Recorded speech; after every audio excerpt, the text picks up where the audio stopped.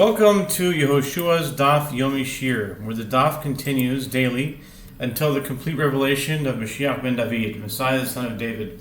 Today we will be looking at Tractate Chullin, page 92, starting with 92a.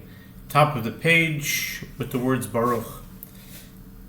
Baruch ofanim hu de amri le v'voisei mekevan de is yahiv v'shusa is yahiv. The Gemara answers that it is the Ofanim who say, the verse, "Blessed be the glory of the Lord from his place," as the next verse mentions the noise of the Ofanim, Ezekiel 3:13.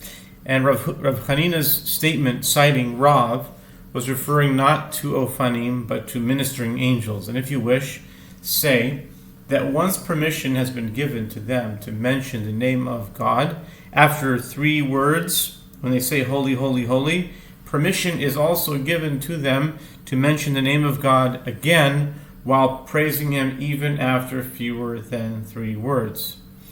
V'yasar el malach vayuchal bacha vayitchanen lo. En yodea mi na'aseh sar lemi, כשהוא אומר כי שרי עם אלוהים, הווי אומר יעקב נעשה שר למלאך. The Gemara continues to discuss Jacob wrestling with the angel. The prophet states he strove, Vayasar, he strove with an angel, Vayasar el Malach. He strove with an angel and prevailed. He wept and made supplication to him. Vayasar el Malach, Vayuchal bacha v'chanen lo. And at Bethel he would find him, and there he would speak with us. Hosea 12:5. From this verse I do not know who became a master, who was victorious over whom. When another verse states, and he said, your name shall no longer be called Jacob, but Israel, for you have striven with angels and with men, and have prevailed. In Genesis 32:29, you must say that Jacob became master over the angel. Bacha v'yitchanen lo, ein yodea mi bacha lemi, כשהוא אומר ויאמר שלחני, הווי אומר מלאך בכה ליעקב. The verse in Hosea states, he wept and made supplication to him. From this verse, I do not know who cried to whom. When another verse states, and he said, let me go, for the dawn has risen. In Genesis 32:27, you must say that the angel cried to Jacob. כי שריתם אלוהים בים אנשים, אומר רבא, רמז לו שעתידים שני שרים, לצאת ממנו ראש גוילה שבבבל ונשיא שבארץ ישראל, מכאן רמז לו גלוס. The verse states, and he said, your name shall no longer be called Jacob but Israel, for you have striven with angels and with men, and have prevailed. If it's an angel, then which man is he striving with? And prevailed. Genesis 32:29. Rabbah says, the angel intimated to Jacob that in the future two princes would emerge from him. They are the Exilarch, who was in Babylonia, and the Nasi, who was in Eretz Israel. And from here, he also intimated to Jacob that there would be an exile. ובגפן 13 רגעים אמר רב חייא בר אבא אמר רב אלו 13 רגעים היוצאים מישראל בכל עבודו פעמים ששואלים מכאן ביחד בארץ ישראל פעמים ששואלים בארץ ישראל יחד כאן יהיבו רבנניו כרבנה ברבנה עוקבא ברבנה נחמיה בני ברתי דרב. Similarly, with regard to the dream of Pharaoh's butler, the verse states, and in the vine there were three branches, srigim, and as it was budding, its blossoms shot forth, and its clusters brought forth ripe grapes. Genesis 40:10. Rav Chiya bar Abba says that Rav says these three branches refer to the three proud princes, srigim, sarei geim, who emerged from the Jewish people in each and every generation. There are times when there are here in Babylonia and one in Eretz Israel, and there are times when two are in Eretz Israel and one is here in Babylonia. When this was stated in the study hall, the sages present turned their eyes toward Rabbana Ukva and Rabbana Nehemiah, the sons of the daughter of Rav, who were from the family of the Exarch, and were two leaders of the generation who resided in Babylonia. Rav Omar Elu Shloshes Sorei Goyim Shemelamdim Zchus Al Yisrael L'Chol Davdo. Rava says a different explanation of the verse. These three branches, Srigim, are the three ministering angels appointed to oversee the Gentiles who pleaded in favor of the Jewish people in each and every generation. Tanya Rabbi Eliezer Omer, Kefen ze ha'olam, Shloshes Srigim ze Avram Yitzchak v'Yaakov, v'hi kepoirachas ol Satnitzo. Elu imois yivshilu eshkeloisei ha'anovim, Elu hashvaotim. It is Tana Brisa. Rabbi Eliezer says an alternate interpretation of the verse. Vine, this is a reference to the world. Three branches, this is a reference to Abraham, Isaac, and Jacob. And as it was budding, its blossoms shot forth. These are the matriarchs, and its clusters brought forth ripe grapes.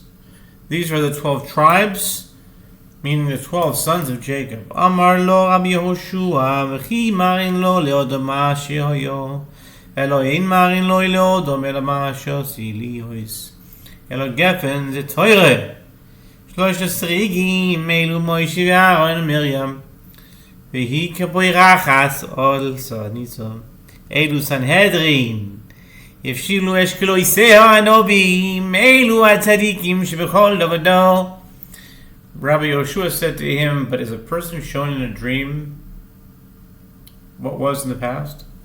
Isn't it true that one is shown only what will be in the future? Since the matriarchs, and sons of Jacob were all born prior to this dream, the dream was not alluding to them. Rather, the verse should be interpreted as follows. Vine, this is a reference to the Torah. Three branches, these are Moses, Aaron, and Miriam. And as it was budding, its blossom shot forth. These are the members of the Sanhedrin, and its clusters brought forth ripe grapes. These are the righteous people who live in each and every generation. Amar Rabban Gamliel, Edayin tzrichin anu lemodoi, demarkim lakula b'chad makom Rabbi Elazar Modahi Omer. Gefen ze Yerushalayim, Shlosha srigim ze mikdash, melech v'kohen gadol, v'hi k'berachas ol Sanitzo, elu perche kohuna, kivshilu eshkeloisei ha'anovim, elu nisochim. Rabban Gamliel said, in order to understand this verse, in Genesis 40:10, we will need the explanation of Rabbi Elazar HaModai, who is an expert in matters of Agadah, as he interprets all of the phrases in the verse as referring to one location. Rabbi Elazar HaModai says, vine, this is a reference to Jerusalem. Three branches, this is a reference to the temple, the king and the high priest. And as it was budding, its blossom shot forth. These are the young priests, the Pirchei Kahuna. And its clusters brought forth ripe grapes. These are the wine libations. Rabbi Yehoshua ben Levi mokim lo b'matonos. Rabbi Yehoshua ben Levi gefen zu teure. Shlosh asrigim ze be'er amud anan uman. V'hi keporachat alta nitza elu habikurim. Yivshilu eshkeloteha navim elu nisachim. Rabbi Yehoshua ben Levi interprets it with a reference to the gifts that God gave the Jewish people. As Rabbi Yehoshua ben Levi said, vine, this is a reference to the Torah. Three branches, this is a reference to the miraculous items that accompany the Jewish people in the wilderness and sustained and protected them. The well, the pillar of cloud, and the manna, as it was budding, its blossom shot forth. These are the first fruits that are brought to the temple and its clusters brought forth ripe grapes. These are the wine libations. Rabbi Yirmiyah bar Amar Gefen Elu Yisrael V'chein hu oimer Gefen Mitzrayim Tasiya 13 Rigim Elu Shloisha רגולים שישראל עולין בהן בכל שנה ושנה והיא כפרחס על צניצה. הגיע הזמן שישראל יפרוץ ולרבוס וכן הוא אומר ובני ישראל פרעה וישחטו. Rabbi Yirmiyah bar Abba says, vine, this is a reference to the Jewish people. And similarly, another verse states, you plucked up a vine out of Egypt, you drove out the nations and planted it. Psalms 80, verse 9. 3 branches, these are the 3 pilgrimage festivals on which the Jewish people ascend to Jerusalem every year. And as it was budding, its blossom shot forth means that the time has arrived for the Jewish people to be fruitful and multiply. And similarly, another verse states, and the children of Israel were fruitful and increased abundantly and multiplied and became exceeding mighty, and the land was filled with them. Exodus 1:7. Al Sanitza הגיע הזמן שישראל יגאל וכן הוא אומר ויעז ניצחה עמל בגדך וכל מבושי הגאלתי הבשילו אשכלותיה ענבים. הגיע זמנה של מצרים לשתות כוס התערלה.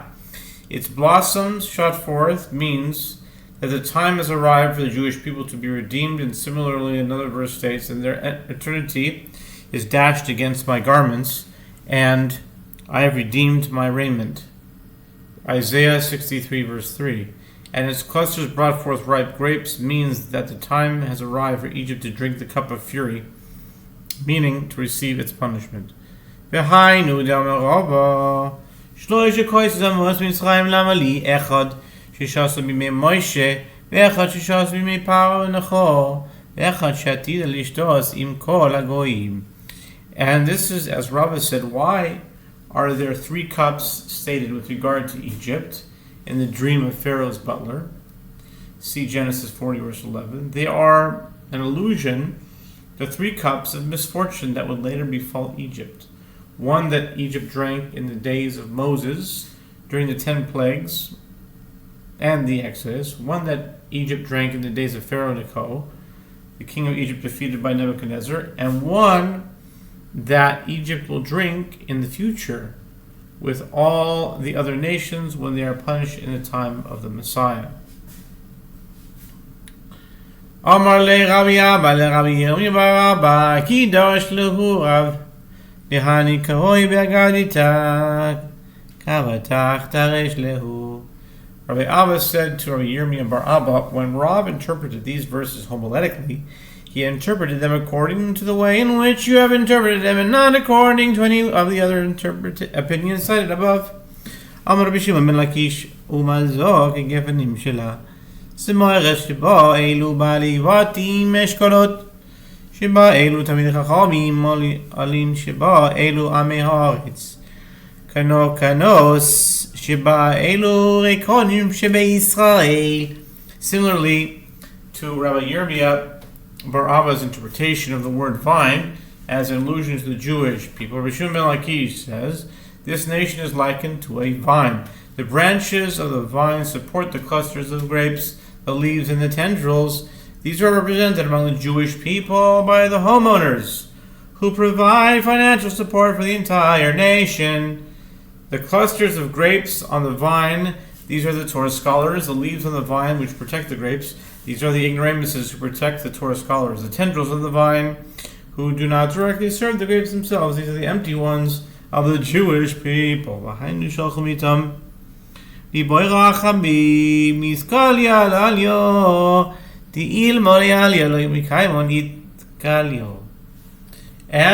this is the meaning of the instruction that they sent from there, meaning from Eretz Yisrael. Let the clusters of grapes pray for the leaves, as were it not for the leaves, the clusters of grapes would not survive. Ve'ekreo ve'ekreho li ב15 כסף, it says here. אמר רבי יוחנן משום רבי שמעון בן יהודה צדק, אין קירא אלא שהמכירה שנאמר בקברי אשר קראתי לי. The Gemara cites homiletical interpretations of other verses that pertain to the leaders of the Jewish people in Eretz Israel and Babylonia. The verse states, so I brought her to me for 15 pieces of silver. This is in Hosea, right? He bought her, I think it was Gomer the toot. For me for 15 pieces of silver and a homer of barley. A homer of barley? Or a homer of barley.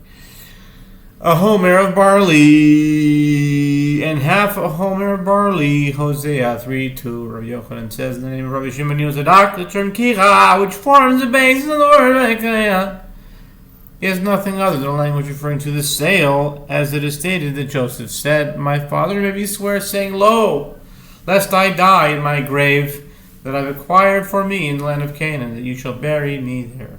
You shall bury me. Genesis 50 verse 5.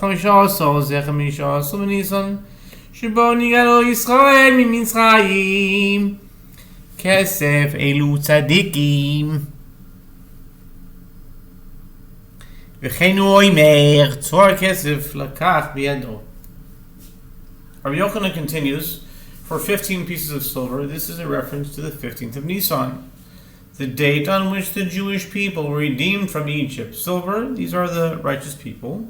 And similarly, another verse states he has taken the bag of silver with him, Proverbs 7:20, a reference to God taking the righteous away prior to the destruction of the first temple. See Sanhedrin 96b. Chomer siorim veletech seoirim elu 45 tzadikim sh'ba'olam nifga'im b'hem. The 45 tzadikim. You always hear about 36 tzadikim. He's talking about 45 tzadikim. Interesting. Chomer siorim veletech seoirim elu 45 tzadikim sh'ba'olam. Sh'olam is kaim b'hem. ואין יודע אם שלושה כאן ו15 בארץ ישראל. ואם 30 בארץ ישראל ו15 כאן. כשהוא אומר וכן 30 הכסף שכרו בית השם אל יוצר. הביא אומר 30 בארץ ישראל ו15 כאן. The verse states a homer of barley and a half homer of barley. A homer equals 30 sa'ah, and half a homer equals 15 sa'ah, totaling 45 sa'ah. These are the 45 righteous individuals in whose merit the world continues to exist. And although the verse alludes to the fact that 30 of these righteous individuals are in one place and 15 are elsewhere, I do not know if 30 are here in Babylonia and 15 are in Eretz Israel, or if 30 are in Eretz Israel and 15 are here in Babylonia. When it says in a different verse, and I took 30 pieces of silver and cast them into the treasury in the house of the Lord, 11:13, you must say that 30 of the righteous individuals in Eretz Israel and 15 are here in Babylonia. Amar Abaye v'Rubayu משתכחי בבני כנישתא דתותי אבתא אבל היינו נכתיב ויאמר עליהם אם טוב עיניכם אבו זכרי ואם לא חידה לא ישקו לשכרי 30 כסף. Abaye said, and most of the 15 righteous individuals in Babylonia are found in the synagogue under the upper room. And this is the meaning of that which is written. And I said to them, if it is good in your eyes,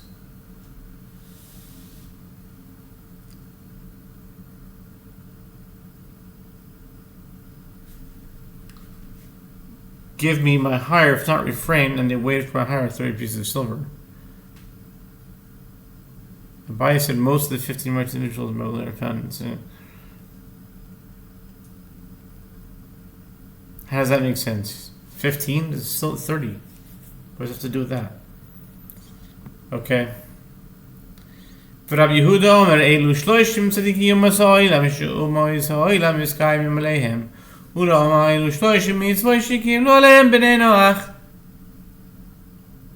ואין מסקיימים אלא 3.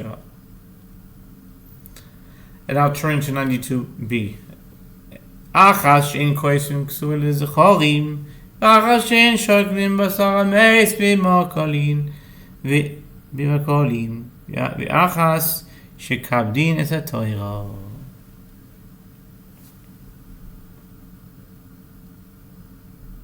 Okay?